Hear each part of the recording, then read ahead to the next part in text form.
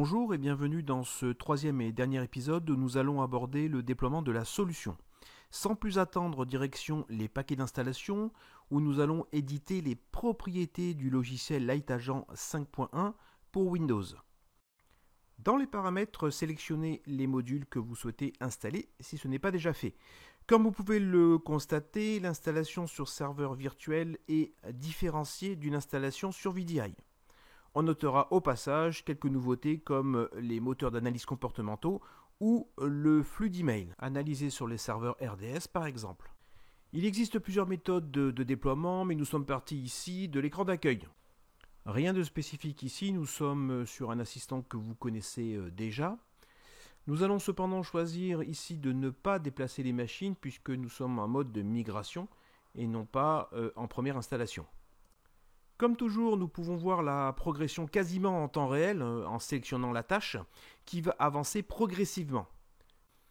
Côté VM, un pop-up va apparaître en demandant le redémarrage. Bien sûr, celui-ci peut être programmé de manière à ne pas demander ou ne pas générer d'interaction avec l'utilisateur. Après reboot des différentes machines, nous pouvons tout de suite aller faire un tour du côté des rapports pour exécuter celui qui concerne la protection des matériels. Nous constatons que les machines sont bien déployées, même si nous avons un message sur les mises à jour de signature, ce qui est normal pour le moment. Dirigeons-nous encore une fois sur l'écran principal pour lancer cette fois l'assistant de gestion de la solution. L'idée ici va être de supprimer l'ancienne machine de sécurité qui ne nous est plus utile. Comme vous pouvez le voir, il existe pour cela une option qui nous évite de faire la manipulation manuellement, ce qui pourrait être source d'erreur. Après avoir sélectionné les machines estampillées 5.0, il ne reste plus qu'à faire suivant et à attendre que l'assistant s'occupe de la tâche de désinstallation.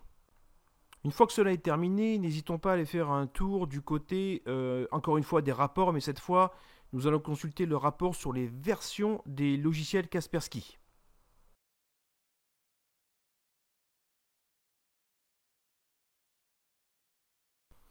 Nous allons ensuite continuer notre nettoyage en supprimant tout ce qui est rapport aux versions 5.0, notamment la stratégie, qui est devenue inutile ici, en version 5.0 en tout cas.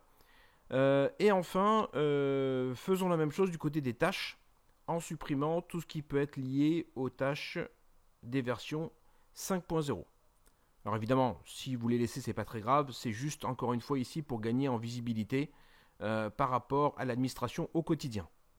N'oubliez pas également de supprimer bien sûr les tâches et les stratégies qui pourraient se trouver dans les sous-groupes.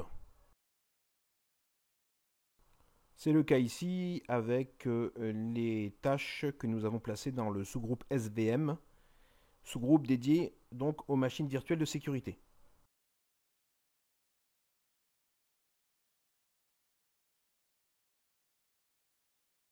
Pour être tout à fait parfait dans le nettoyage, direction Ajout et suppression programme.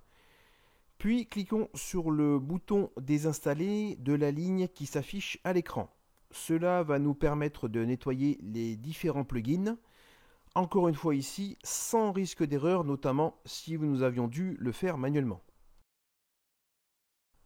Voilà, la procédure est maintenant totalement terminée et la solution a été migrée de la version 5.0 à la version 5.1 dans les règles de l'art. Merci d'avoir suivi ce tutoriel et je vous dis à très bientôt pour de nouvelles vidéos.